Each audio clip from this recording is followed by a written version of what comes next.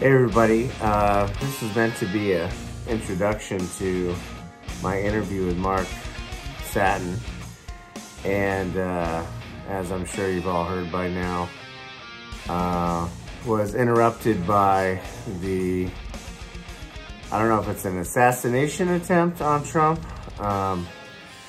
but something severe went down, so it's hard not to make connections between what Mark and I talked about and what happened with former President Trump at the rally in Pennsylvania.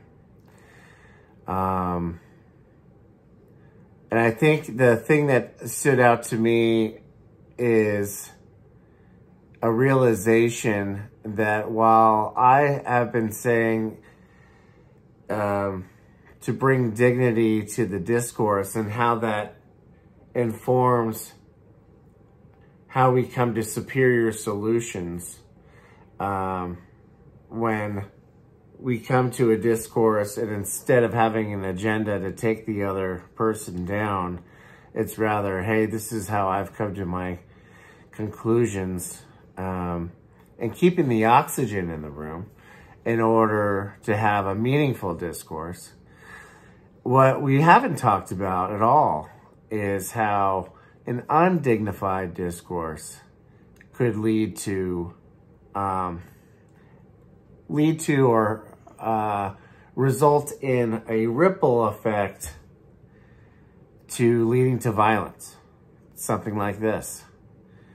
Or it's at least a mitigating factor. I don't want to say it's all about being dignified in your discourse, that it's all comes back to that. But I do think that if our nation and our political leaders were able to bring that to the table, it would not exacerbate the emotions and feelings of the people that could potentially exacerbate them in such a way that it leads to a assassination attempt. Now this just happened. I was on an Uber ride home from hanging out with a friend. But that's what I thought of. If there was dignity in the discourse and we truly wanted to come up with common sense and superior solutions via how we talk to each other, this is very unlikely to have happened. But we've seen it getting out of control. Both sides. Both sides. And there's two sides, right? Left and right. Both sides are to blame for it to get to this level. Just think about it. Just think if both sides came into the picture and were able to treat their opponent or the side that disagrees with them with dignity. Say if we were able to do that the whole time. And that's what we're trying to get to. But say we were able to do that the whole time. Would we end up in a place like this where a presidential candidate is in threat of assassination? Again, I'm not saying it's all attributed to that, but I can't help but think that it's exacerbated to a point to where it could cultivate or encourage acts like this with some people. Now, everybody's responsible for their own actions, but I would argue, why are we adding fuel to fire? What is that fuel to fire by taking down our opponents in a disparaging way? What is that adding? What kind of value does that add to our nation? I would say zero. I think it takes away. And in fact, I think it could be said that it probably foments the type of anger and the type of planning, maybe, that it takes to conduct an act like this, where we're actually trying to assassinate the other side. Now, all the facts aren't in. We don't know what's going on. Is it an assassination attempt by the left? Someone who hates Donald Trump?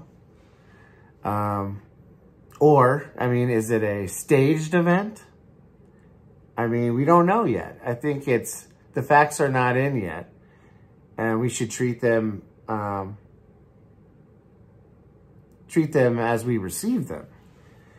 But either way, the discourse, probably the poisonous discourse that we've been seeing here, and what radical middle is trying to speak against, had to have contributed to it. So it's a strange way to introduce Mark Satin, but I think it does come back to the discourse. Maybe not 100% of it, but it's hard to get away from that not being a meaningful contributor to events leading up to where we are today, with a potential assassination attempt on a former president. We're doing something wrong. And it's not all attributed to the dignity of the discourse, but I think we could probably map some of it, if not a lot of it, back to that. Anyway, all to say, this conversation with Mark Satin is maybe more pertinent than ever, given this. What you'll hear about us in this conversation is his background and the rise and fall of some good intentions from Mark being an activist turned into a radical middleist, you might say. The beginnings of radical middle. The organizations that are hitting it right. And what we need, if we want radical middle to take effect, the ones that are in place now that we should be leveraging, that we should be coordinating with, that we should be organizing with, to have an impact. What are the gaps that we're facing? What do we need in order to actually have some influence? You know, what's the political arm? What's the political arm of radical middle? The people and communities that need to organize. And especially after this election and during this election, now that we've had this happen today, Mark talks about healing caucuses. So he gets into that a little bit, and that could be maybe something we need to tease out and deploy once we figure out how to do so. And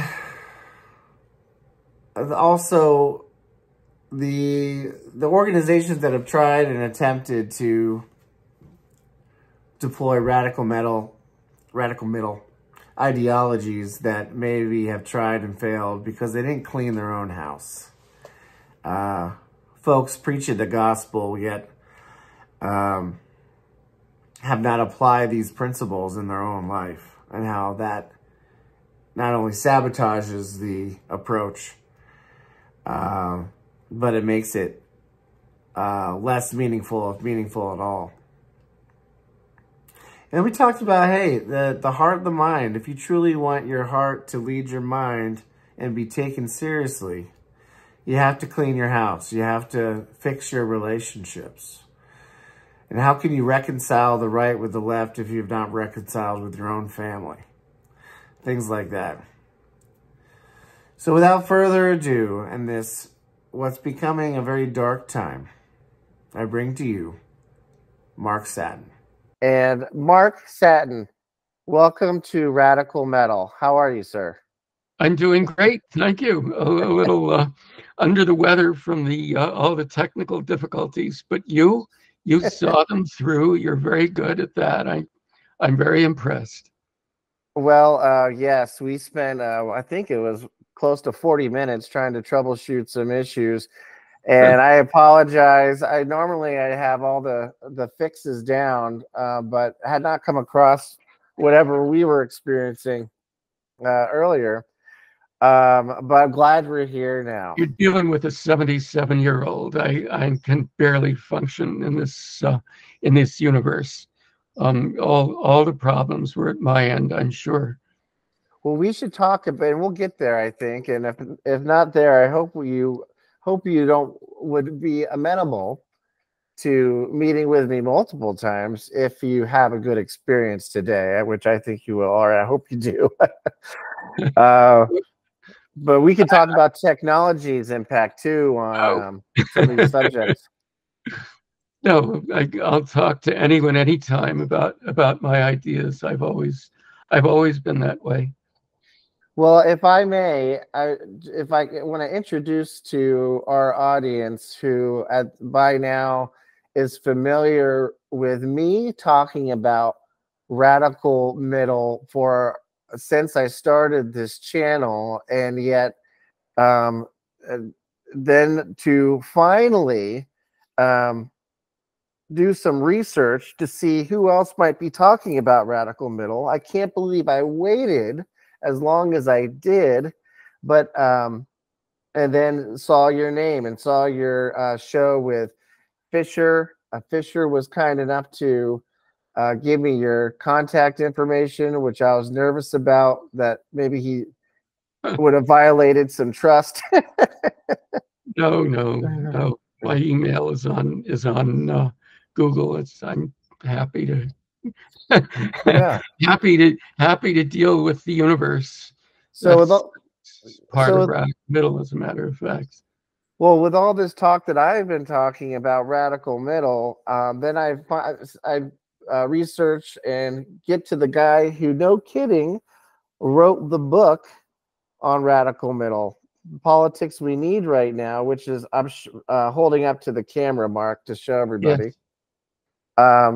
And I was, when I sent you a note, and to my surprise and great pleasure, you wrote back. Oh, I was delighted to hear from you.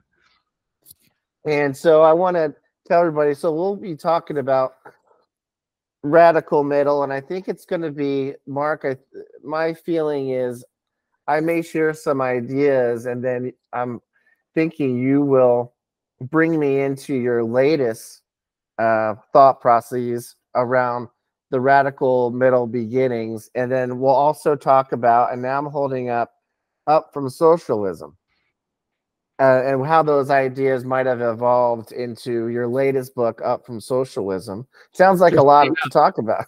So, Mark, maybe I start with my fascination with radical middle, which I've already seen parallels in reading your book. And so excited to see that other folks might have just been as passionate about it as I have been. But I always thought my brother came up with this phrase after hearing him speak at a graduation ceremony, and he said, we got the radical left, we got the radical right. Why isn't there a radical middle? And that the radical middle may be helpful English to discuss. Maybe correcting, if I may, the wrongs of the left and the right, but then also collecting what might be useful from both sides. And then there's more to talk about with that, but that got me excited because I was frustrated with the left, frustrated with the right. And the biggest thing that was frustrating, though, was how they talked to each other.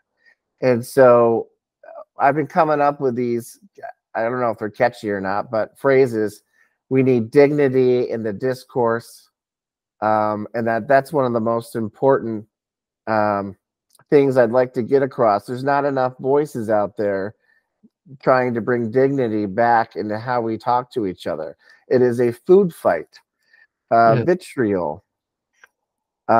So there's that, and then test a tool that I've shared that I think would be useful to bringing dignity to the discourse is bringing your testimony to the table.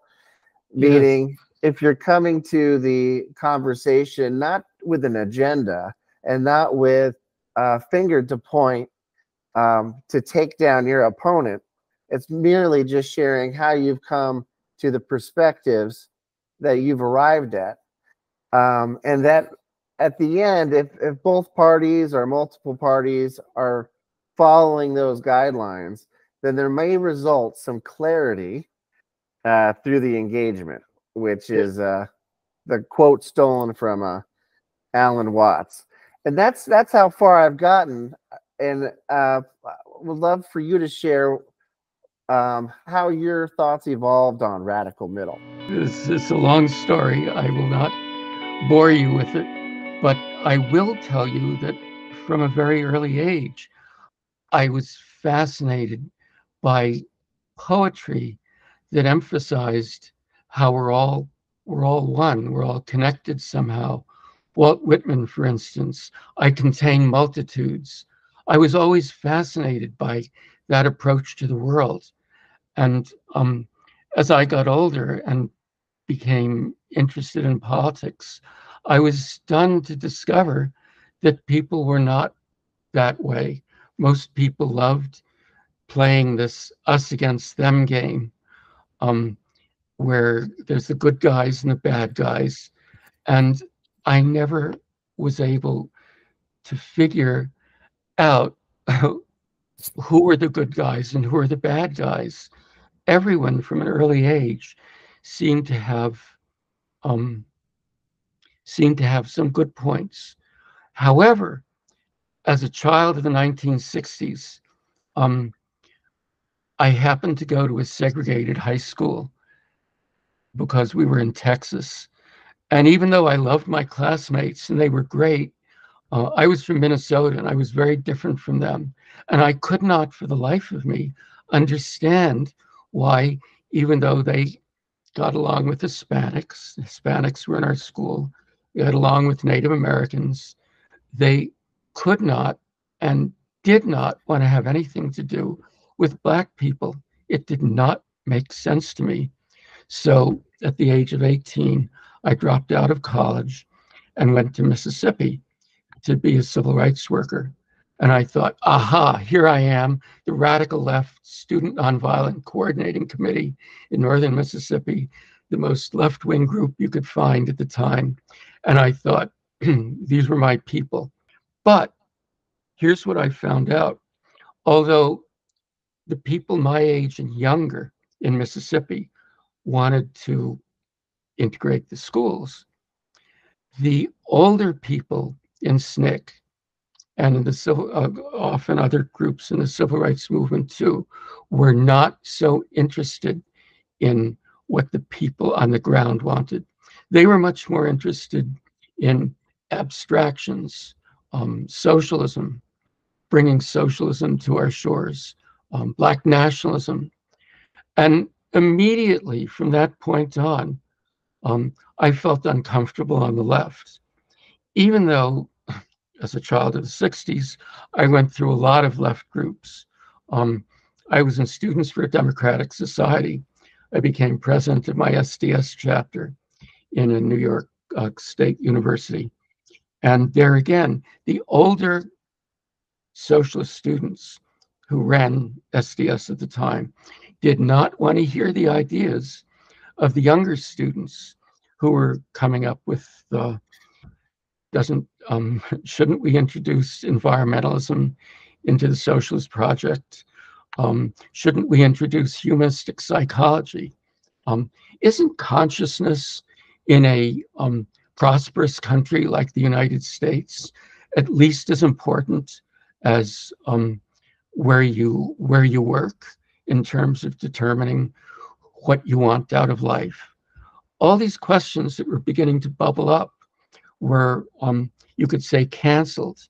This is another reason I'm talking about this now. So much of the new left of the 60s is like the new left today, very dismissive of ideas that don't come from the old 19th century socialist projects. And then, of course, unlike you, as I understand it, who went into the military, I refused in 1968, when I couldn't stand being in school anymore. I refused to going into the military. There was a draft then to fight in Vietnam. It seemed to me a totally useless war. We were fighting a country that had no designs on the United States, a country whose natural enemy was China. They actually went to war with China 4 years after we finally pulled out of there. Anyway, I saw no reason to kill people in Vietnam because my country said I should. Though I did believe in the draft, I didn't believe that. I believed we should have a choice between killing and doing useful things in this country. So I got involved with a group bringing guys up from the United States. In fact, I co-created the Toronto Anti-Draft Program, which became the largest group bringing draft resistors up from the United States, because I felt and still feel that one of the reasons the war could end and did end is that Americans noticed that tens of thousands of students and young people were coming up to Canada rather than fighting in the war. And the press was fascinated by this and interviewed us. And I wrote a book called The Manual for Draft Age Immigrants to Canada, which sold ultimately close to 100,000 copies. All of this was done in the teeth of the organization that I was responsible to. They were very far left. They did not like talking to the mainstream press.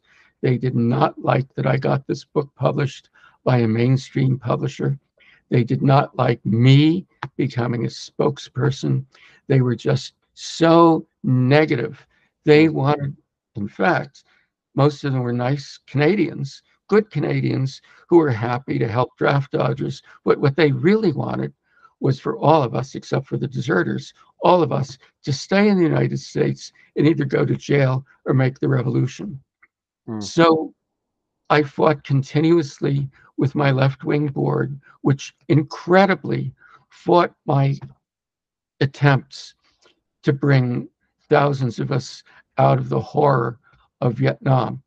So after that experience, I was ready to become much more imaginative in my views. And I went through several decades, not as an anti-leftist, but as someone trying to bring new ideas to the table. New age, transformational, were two of the terms we used. And besides doing unbelievable amounts of research, mostly not in university, I was able to create not just a book called New Age Politics, which ultimately got published in this country and sold tens of thousands of copies, but was able to start an organization called the New World Alliance, and then helped to start the U.S. Green organization in this country. Also, those two organizations at the inception were great. They tried to go beyond left and right. Both of them tried to involve ideas that were both left and right and in between. Well, but something happened on the way to creating these wonderful, powerful new institutions. The thing that happened is that the people that involved in those groups did not get along. This is probably not the show to talk about why we didn't get along. A lot of it had to do with pain that we carried. And paying from our experience with our parents, who by and large were very traditional. It did not like the fact that we were moving in different directions. Paying from relationships. Many of us, I should say most of us, were not just interested in changing the country fundamentally politically, but we were interested in social, emotional, and sexual experimentation.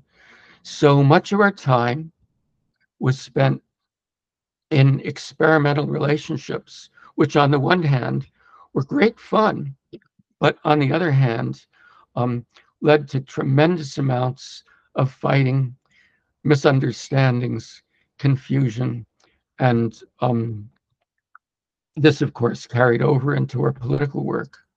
To make a long story short, the long story is told in this book, From Socialism. Our, our initial post-partisan attempts, um, founded on the rock of the New World Alliance, just collapsed, and the Greens were ultimately taken over by their far left faction, who at least had a long tradition of socialism, and they turned it into the far left protest, minor political party that we have now, utterly distinct from the dreams that we had initially. So many wonderful people from across the political spectrum wanted to work with us, but we were just too insular to reach out. Ultimately, I went back to school, which led to radical middle. What happened in law school was I encountered lots and lots of professors, and then in legal practice, lots of legal supervisors who were insistent that when we studied cases, we looked at everything from all points of view. Now, keep in mind that in New World Alliance and the Greens, we were trying to come up with better ideas, better than socialism, better than conservatism. And you see the mistake we were making? We were still like the socialists. We were saying our ideas were best. So we were fighting for interesting new ideas. You know, E.F. Schumacher's ideas, Ivan Illich's ideas, Hazel Henderson's ideas, but they were ideas that came from brilliant thinkers, and, or in my case, from syntheses of thinkers. They were not ideas that arose organically from the discussions of people who were interested in finding out for themselves new ways for America to grow. So what I learned in law school and through legal practice is that in order to truly achieve what I was calling a radical middle, or just genuinely political ideology or perspective or philosophy for the 21st century, we have to go beyond saying, I'm right and you're wrong. Even if your ideas are new and fresh and beyond left and right, it's still not enough to say, I'm right and you're wrong. We have to get to a different space. And that's where I am now. I was just going to say is one way, as I listen to you talk, the words that come to mind is you've had a hero's journey, from what I can see, a journey of developing ideas in a cycle of developing ideas, or cultivating them from who you're reading, and then trying to implement those ideas. And in that cycle of developing and implementing, all of that stuff's getting refined. One, Yes. the ideas themselves, but then also in how to implement them. And you're starting to take notice and take notes of what's working and what's not working. Exactly. Yeah, a cycle of refinement that has brought you to where you are today. Yes. You have your 3 steps, which you gave at the beginning of the program. And mine are quite similar, and they come out of ADR, alternative dispute resolution. Mm-hmm. They and many people have written about this. This isn't new to me. But what I try to do when coming up with ideas today, and what I think our movement, the emergent radical middle movement, needs to do, though I'm not the person to do it. I've had my own cracks at the apple, and some groups are beginning to do this now. I would like to see dialogue um, among people from all the different groups across the political spectrum. Somebody other than me needs to bring them together. I would like to see healing caucuses in groups that are far left and far right and in between to do, well, let's say, at first, we simply need to talk with one another, to hear each other, to listen, truly listen deeply to our fears and our um, feelings, Mm-hmm. to see the world um, from the point of view of our so-called enemies. You hear the word enemies and evil so often when you listen to right-wing and left-wing radio today. Mm-hmm. It so gets on my nerves because these are all, I mean, these are our brothers and sisters. These are fellow Americans or fellow citizens. Everyone has something to add to the dialogue. It's hard for people to understand that if you can't see the world through other people's points of view. So Mm-hmm. you have to see how other people see the world. That's the first stage. And then you need to get to a point, once you trust people enough to see the world as they do, to figure out what our real needs are, not what our um, positions are, the public positions that we take. We need affirmative action because blacks are suffering.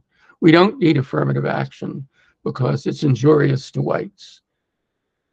We need to go beyond these public positions to come to an understanding of what we have in common that could possibly serve all of our true interests. And once we do that, we can come up with ideas that are not necessarily right and not necessarily left and not mushy middle. I'll talk about mushy middle if you want, but something genuinely new or visionary, I like to call it, and something that's right for our time. I cannot get over the fact that so many people on the left want to reconstruct um, Marxist or neo-Marxist socialism. It's 200 years old. Or on the right, people want to reconstruct um, a, a, a, a sophisticated version of Adam Smith. It just doesn't make sense that in so many realms, in high tech, for instance, new ideas are bubbling up constantly. But in politics, we keep going back to far left, to far right, to boring, mushy middle. Mm-hmm. Um, anyway, Yeah, the big uh, why I keep coming back to bringing dignity to the discourse is based off the similar frustrations, because yeah, if I'm coming to the table and I have a lot of valuable things to add, but I start by putting down the person who disagrees with me and I take all the oxygen out of the room, I in effect am sabotaging my own value because they're not going to listen to me now. So why would I come undignified? Why not bring dignity to the discourse, allow the oxygen to stay in the room, and therefore enabling others for their ears to open uh, to at least hear what I have to say. But yes, the discourse is so important in my mind, because how else are these ideas going to get refined if we're not getting challenged on them and we're not uh, having the back and forth? I feel like the saw isn't getting sharpened. Instead, we put down our opponents and we just preach to the folks that are already in our echo chamber, and the saw doesn't get sharp that way. yes, yes. Well, that was the problem with the U.S. Greens. That's why they turned out to be as ineffectual and small as they were. We wanted to speak to spiritual people, to anarchists, to bioregionalists, to to all the people we've been arguing with in our own little groups. We didn't reach out to professionals, to business people, to the whole broad swath of Americans. And as a result, we didn't move forward. It's more fun talking to people you're already familiar with. It's fun. This is why this is why more people aren't the way you are, Jesse. It's difficult to talk to people who disagree with you. Oh, it's easy to talk to them, but to listen, to take in what they're about, to try to see things from their point of view, it's hard. I like to think that people who do what you and I do are the real radicals today, because we're trying to go beyond the stuckness of everyday life. One danger, though, in trying to listen to everyone is that you end up just in between what I call the mushy middle. There's a group called No Labels, and it's becoming more Joe Biden-esque by the month. You're doing much better than Joe Biden. No, well, I think I'm a little bit younger than he, but not much. Anyway, there's a group called No Labels that actually set out trying to do what I'm talking about, bringing everyone together. But instead of coming up with new ideas, they came up with what I call mushy middle. And I hate to do this to them, but in order not to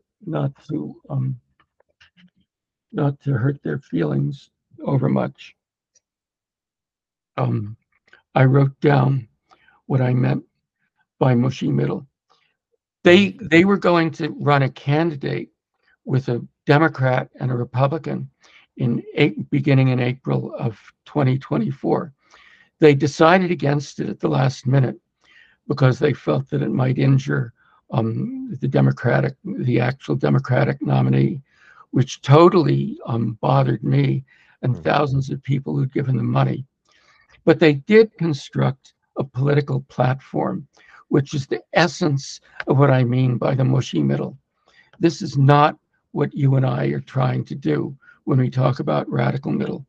It had 30 planks, and most of them were pablum. Let me give you an example of that. Quote, "A world led by America is safer than a world led by Russia and China would be." Now, can you imagine Americans going to the polls and getting excited by that bright idea? I mean, this is so bizarre. Here's another one. This is another type of thing that they called for in their common sense platform. "Our leaders must take action to get healthcare costs under control. Okay. To give all Americans access to quality health care and reduce our debt." Great. So we spend much more money in the act of reducing our debt. You see how meaningless this is? This is like listening to the left and listening to the right and saying, hey, both are right. They don't come up with a new idea that subsumes both and goes beyond it. They just meld them together in a phony way, and it was phony baloney, and it would have gone nowhere. This is what we need to avoid. It doesn't account for or push the need for the hard work, which, one thing what I loved reading your book, Radical Middle, I haven't finished it yet, but what I'm already getting tremendous value from it. And one of those things are some stuff that I hadn't thought about until I met you and started reading your work, which is if radical middle is going to, is should if it should be a movement that does things, and maybe it's even a political party, I'm not sure, but they need to come with a, or do they? But they should come with a platform, right? An approach to all the struggles and challenges we have in America. You provide approaches to from your radical middle book, to healthcare. Speaking of healthcare, I mean, whether it be a radical middle approach to gun control, a radical middle approach to education.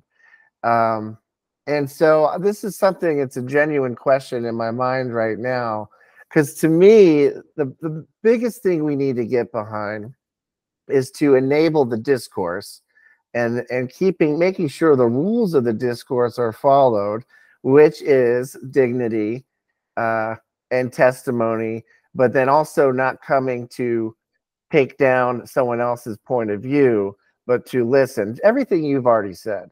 And then having those same rules apply to help determine our approach to healthcare, education, gun control, etc.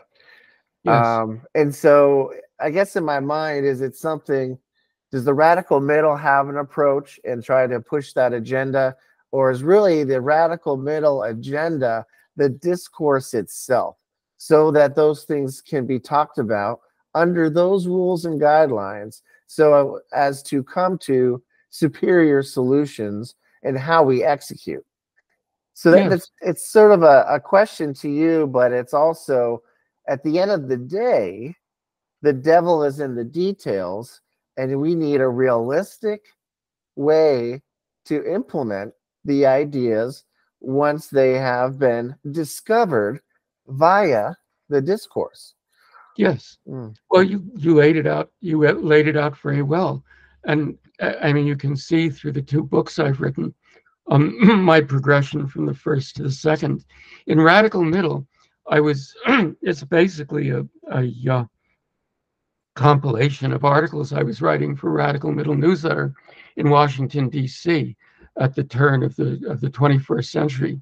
This was before there was much going on the internet. So I was able to sit there in Washington, D.C.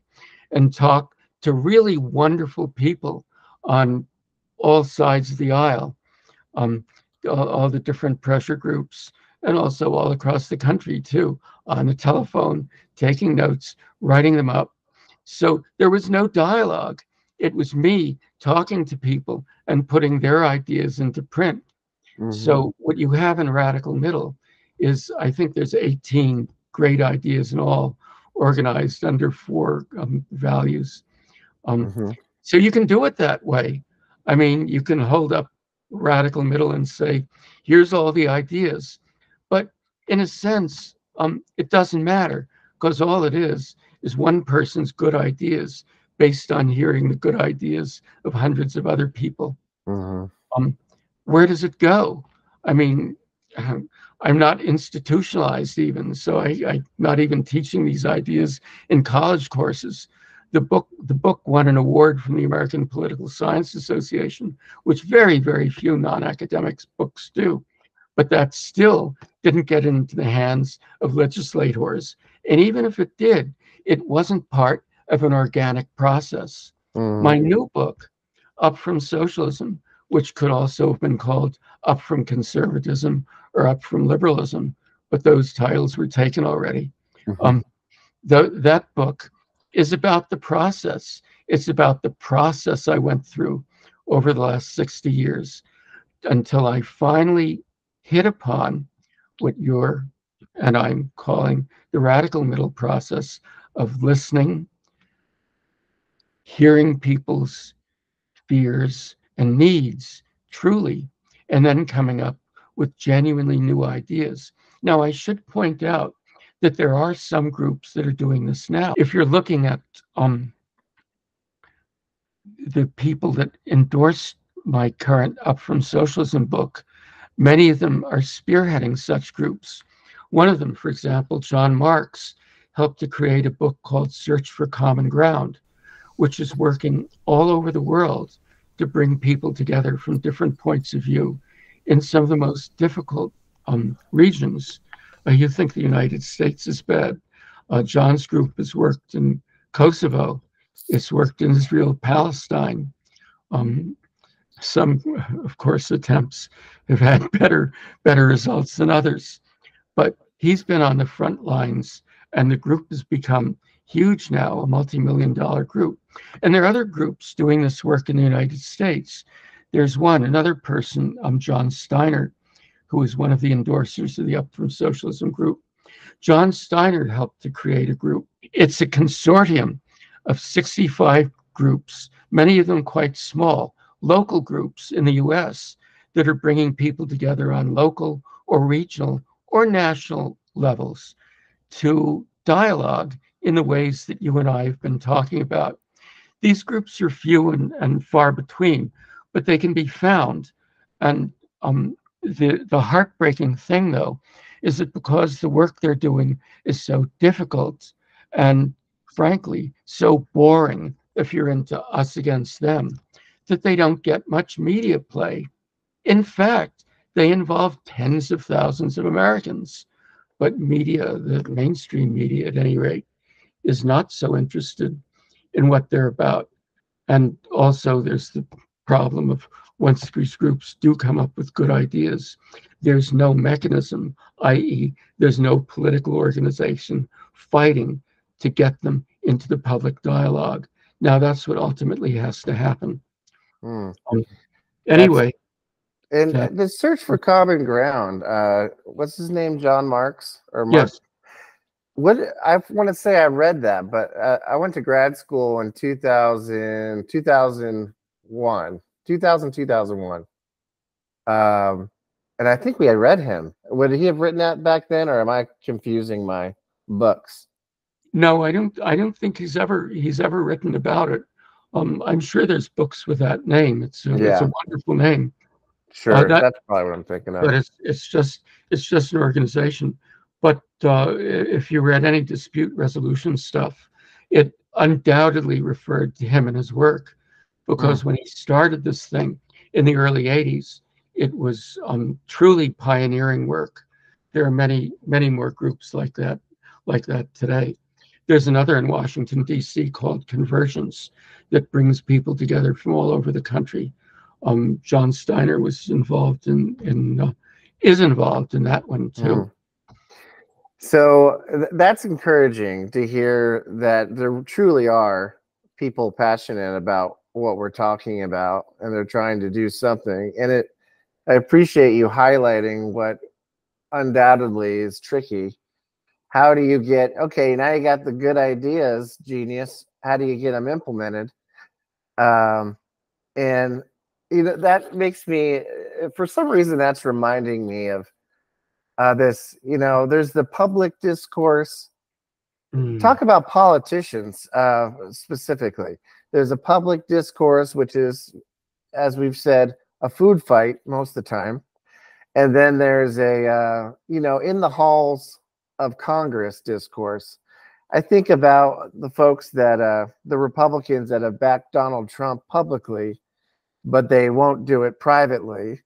And it seems like the real meat and potatoes and where the real good ideas are in the private conversations. But the fear of implementing them publicly is just too great. So it is a pretty unique challenge with any policy, right? Even if it's bad policy. What is the trick to get it implemented? Well, for years, people have been trying to, as I pointed out, trying to create organizations that would carry these ideas forward. The New World Alliance, the Greens, the New America Foundation, Washington, D.C., at one point was going to be a radical centrist think tank. And they, unlike the Greens and New World Alliance, had many, quote, air quotes, reputable people involved in it who could have taken those ideas into the halls of power. But they, like the Alliance and the Greens, ended up totally arguing with each other not just over policy, but over process, personnel, where their funding should come from, how quickly they should grow, whether they should have a political arm. I mean, from my point of view, of course they needed a political arm. You cannot get these ideas implemented or any ideas implemented unless you have a political arm. Political arms start political action committees. They put pressure on Congress people. They have Congress people run. Someday they could even, as new labels hope to do, become a political party. The Forward Group is intending someday to become a political party that would be a home to innovative ideas. They bowed out of this election because they felt that creating a program at this time was just too divisive. So their organization is running people on local and state levels, but they are tasked with creating their own local and state platforms. That might be a way to move forward. But as you see, just like new labels, unless you look for them online, publicity about them, even though they're a multi-million-dollar organization, is very hard to find. It's heartbreaking. My feeling is that before radical middle ideas can truly take root, and this is speaking to your question, all of the organizations or people in organizations who feel this way, because as you point out, even people in the Republican and Democratic parties who front for Biden or AOC or Trump or whomever, even those people who front for those candidates know in their hearts, J.D. Vance, John Fetterman, they know in their hearts that what these politicians are calling for is not what America needs now. They need to be able to create or help create or listen to or be told to listen to a vehicle that puts these ideas into the public dialogue forcefully through organizing and PACs and possibly running for people for office. There's nothing like that today. Nothing like that today. How I wish, knowing what I know now, I could be 30 or 40 or even, are you 50? 50. 48. Oh, beautiful. Okay, this is your next task. I can be one of your many advisors. But until we do that, until we do that essential organizing work, we will always be shoved aside by the dyed-in-the-wool conservatives and socialists of the world, because they have 200-year traditions, and they have the media and the corporations or whatever, and all we have are good ideas and people who work in unpretentious organizations trying to do what we can on local levels. I am absolutely stunned that so many of us stayed in the trenches throughout our 20s and 30s and 40s, when many of the people who believed in these traditional left and right ideas went into much more mainstream organizations and therefore now have much more social clout, even though I swear, if push came to shove, we outnumber them.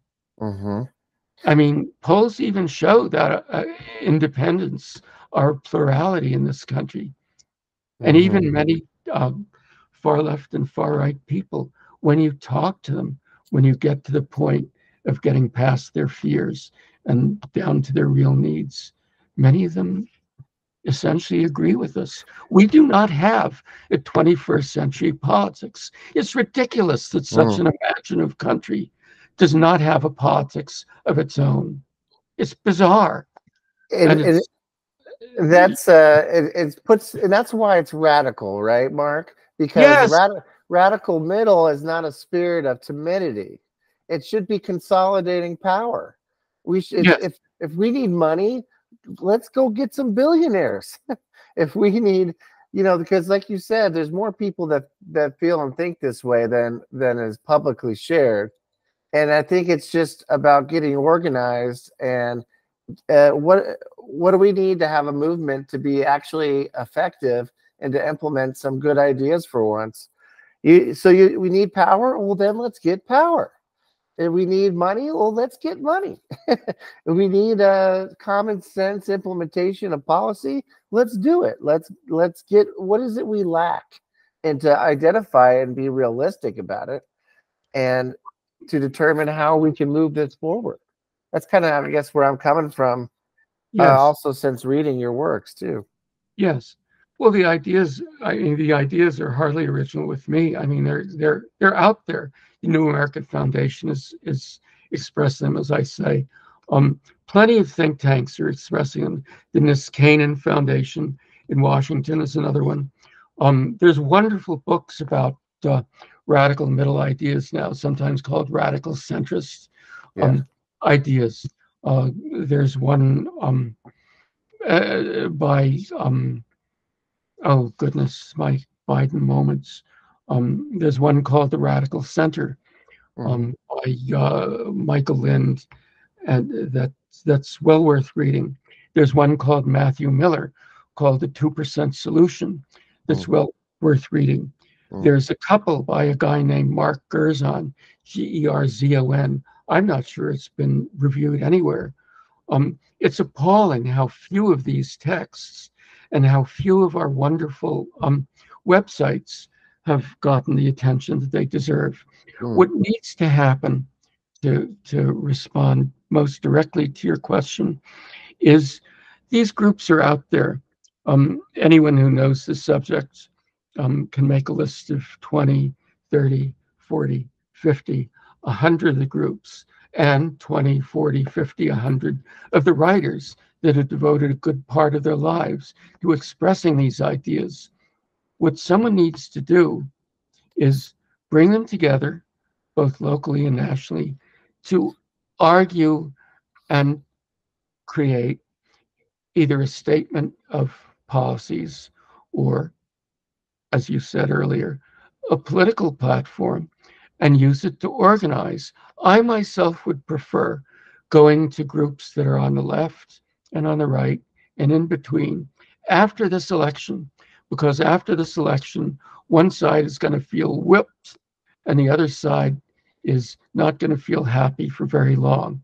So I frankly think the time for radical centrism is not now, when the good guys and the bad guys are at the peak, but after the election, when people are scratching their heads and thinking, oh my God, 4 more years of this.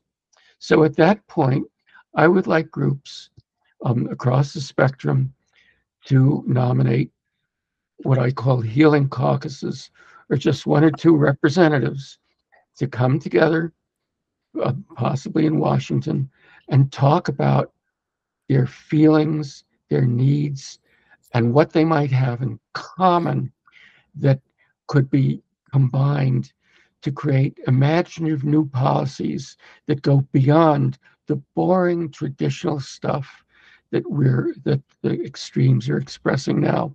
I think they would be energized, and I think that energy over the next 4 years could build. But I'm not going to do it. And the person who does do it needs to immediately connect with very credible people from both political sides and in the professional realm, as well as in the activist world. So it won't be seen as a project only of activist crazies or of marginalized people or of rich donors. The radical middle itself, it has to be a combination of all. Now, the New World Alliance and Radical and the U.S. Greens were starting, such people were around. They simply were not tapped.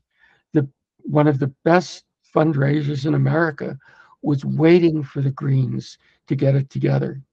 They just never did. One of Lyndon Johnson's old cronies was waiting for the Greens to become a lobbying organization so he could help them. I had to tell him that it just wasn't in the cards. It was heartbreaking. And the New World Alliance, I could speak even more harshly about. because I was even more responsible for their demise. Mm. I must emphasize that this book, my new book, does not present me much. I liked what you said. I am not any kind of hero in this book. I come across in this book, both politically and personally, as frankly, often a jerk. And this helps to explain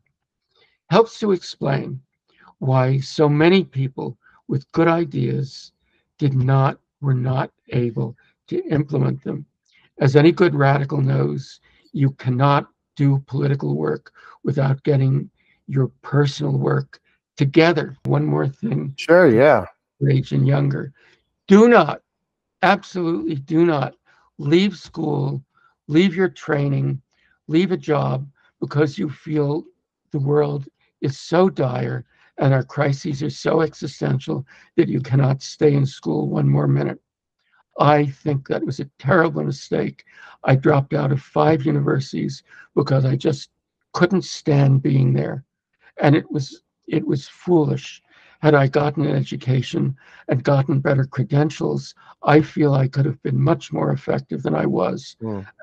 To hear someone on the right like Charlie Kirk and people on the left talk about you don't need this education, it is not true. Get your education, get your professional status, become somebody if you want to influence other somebodies. Anyway, I've had my say. I hate to sound condescending. No, Oh, not at all. condescending. Let me say this. Um, I was so devoted to social change that for many, many years I didn't eat properly or sleep properly. And as a result, my ophthalmologist told me this is why I began losing and now pretty much have lost my eyesight. Mm-hmm. Another reason I'm not the effective political activist I once was. And unbelievable devices on my computer, bizarre implements. I won't share all of them with you. Is the only reason I was able to write my last book at all. So I plead with all of your listeners to please treat yourselves well.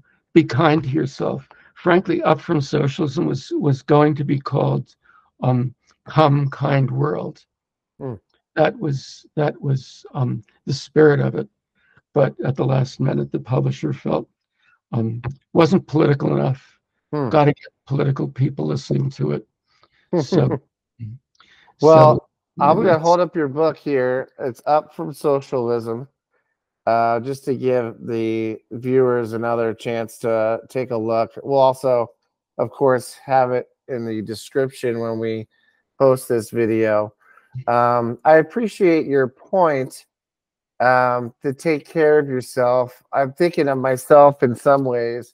I might have been full of idealism for a really long time, but did not back up anything with credentials until later in life, which I feel is has helped me, has helped for people to listen to me, whereas before no one had a reason to care or to listen. And I'm just talking about uh, a college degree, a master's degree, and really just things like going into the Marine Corps, which I'll tell you, I did that. There were some lofty principles why I did that, but and there's many reasons, but one of them was to have some credibility and to achieve some kind of respect. Because I knew that holding the title of Marine Corps might provide that for me, and it was after a time where I was desperately hungry for some respect. yes, And so I think just to your point, all those things helped me, and at least get it together enough to finish some of those things. Not saying that I have some huge platform now, but it certainly has helped, if I've ever had one in the past, for people to listen more. I have a question for you too. One, I might only be good for coming up with catchy lines as opposed to implementing them. But when we talk about a lot of these ideas don't even get to the table because we can't even agree on how to get them there, because it's there's infighting and there's people that want to have credit and other people who want this, and in my mind I'm oversimplifying it here. I'm talking about debates or discourse or debating ideas. When you lose, be a good loser, and if you win, be a good leader. Hmm. Um, and so I wanted to run that idea by you, where if radical middle is a mindset that people will be willing to adopt, and as by extension, adopt the guidelines thereof. If one of the guidelines is, hey, you can debate your ideas, bring your authenticity, and speak your true self. But if you lose the debate, um, you're going to have to get in line. Otherwise, we will not get anywhere. But I wanted to see if you had any thoughts, or if that triggers any thoughts for you. Yeah, I think the word debate is triggering Hmm. because what what I was trying to get at is that once you get people to see the world through each other's eyes, and once they get their feelings out, and once you get their needs out, you're at a point where you're not debating, you're simply feeling through what each of us needs in order to be whole. For instance, in the affirmative action debate, you want to get to a point where poor white people will feel included and poor black people will feel included in university educations would otherwise pass them by. I mean, you've got cases where the blacks have things to say, the whites have things to say, but in both cases, when you listen to them enough, both of them have gone probably to crummy public schools if their families make under 50,000 a year. Um, wouldn't it be better, instead of having race-based affirmative action, to have class-based affirmative action, Mm. where you set aside in universities 10% of the seats for people whose families made under 40,000 a year.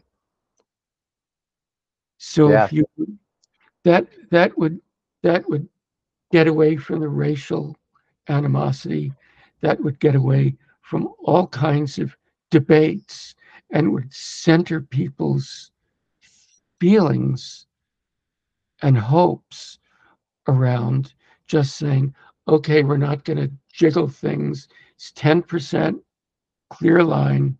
Any Mm. school, any school that gets federal funds got to give 10% of your opportunities to poor students.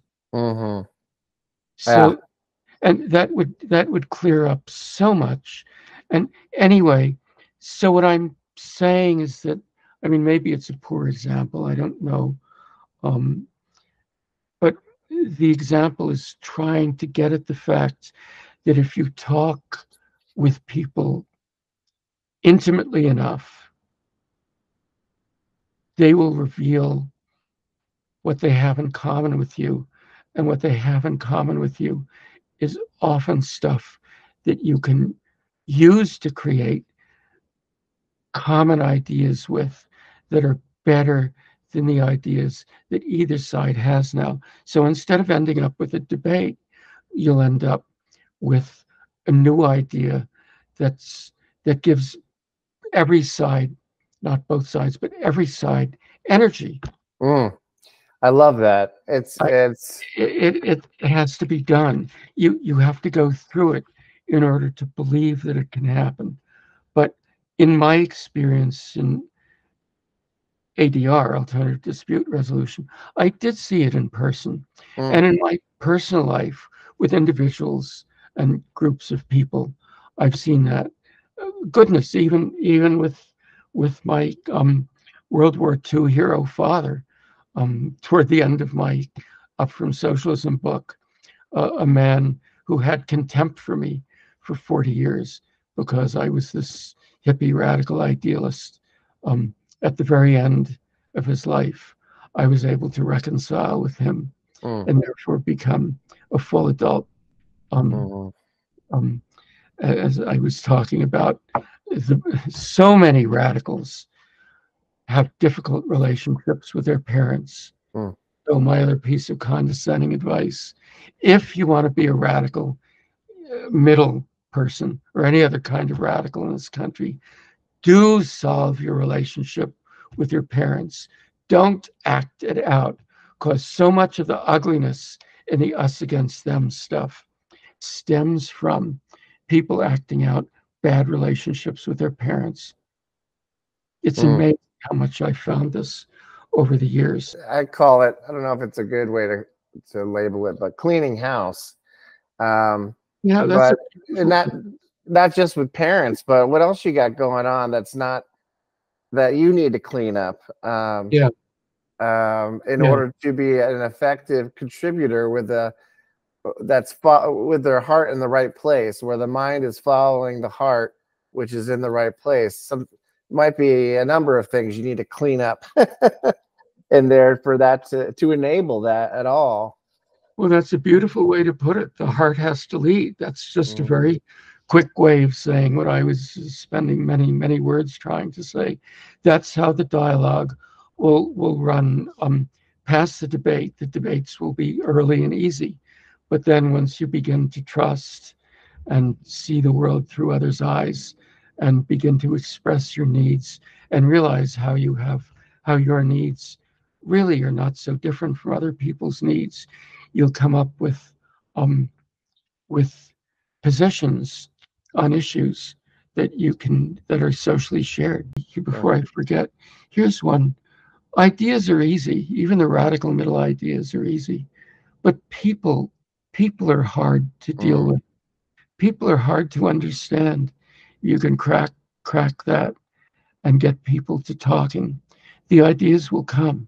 But that's where, after 60 years, I'm afraid, and you've already come to this yourself, that's where the dialogue needs to start, with the intimate conversation, and not with, hey, my ideas are great, let me argue with yours.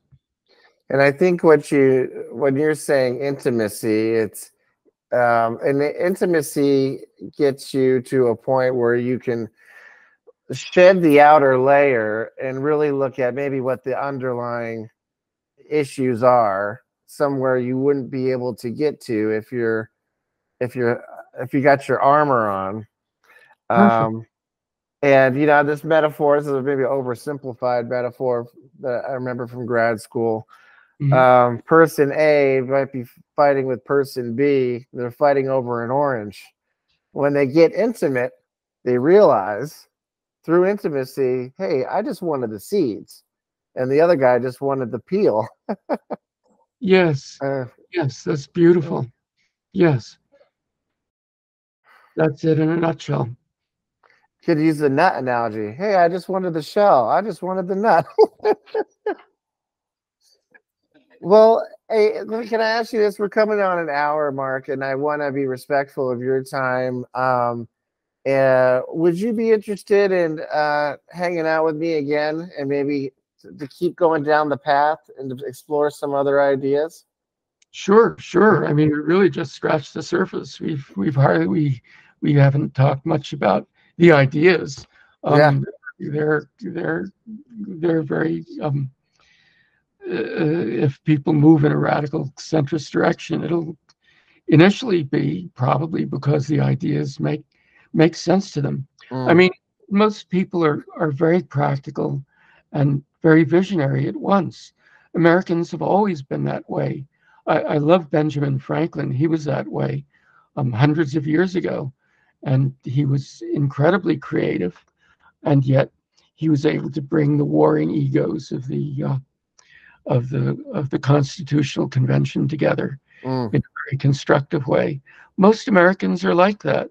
We have our visionary side and our practical side, and when ideas are proposed that strike that fancy in Americans. We may respond to the um, radical middle vibe, but also just the thought of talking intimately and honestly and happily with people who you wouldn't really want to talk about in Mm-hmm. in an uncomfortable setting. That also should be very attractive to Americans because we've been so siloed now. I can't remember a time in my lifetime when there was so little interaction Mm. among different types of people. It's been very, very sad watching how the country has devolved into us against them. You can see it on the street. You can see it on the bus. You can see it on university campuses. You Mm. can see it in it's just in people not wanting to come to work because it's too stressful to deal with so many different types of people.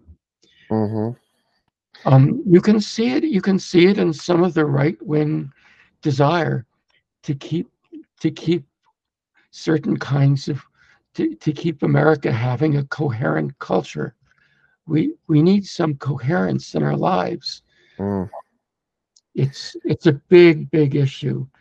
Um, all of these things need to be addressed, and if you want to do it, there's plenty of people besides me can help you. But I'm welcome.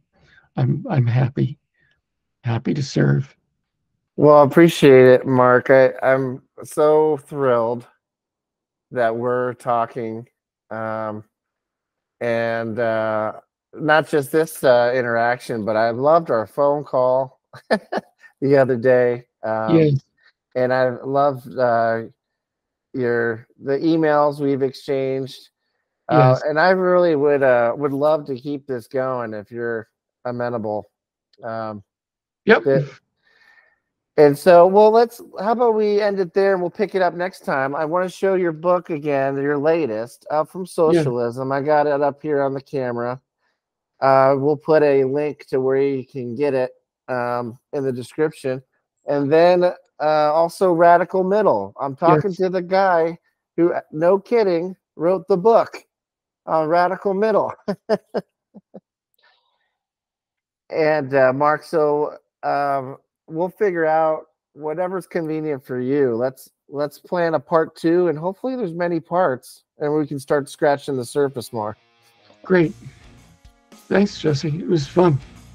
Hey, thank you, Mark. Really appreciate your time, and really appreciate you. Thank you.